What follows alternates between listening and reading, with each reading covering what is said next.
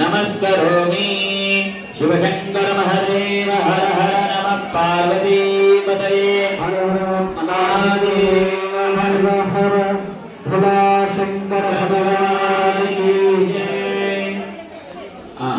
మరి కాసేపట్లో రుద్రహోమ కార్యక్రమం ఉంటుంది. తదుపరి మహాప్రసాద వితరణ. అటు రుద్రహోమము ఇటు స్త్రీలకు కుంకుమార్చన ఏకకాలంలో నిర్వహించబడతాయి. కాబట్టి మహిళలందరూ కూడా కుంకుమార్చన కొరకు కూర్చోవలసిందిగా తెలియజేస్తున్నాము. భక్తులందరికీ విజ్ఞప్తి, రుద్రహోమ కార్యక్రమం ప్రారంభించబడుతున్నది. ఒకేసారి నడుస్తాయి కాబట్టి మహిళలందరూ కూడా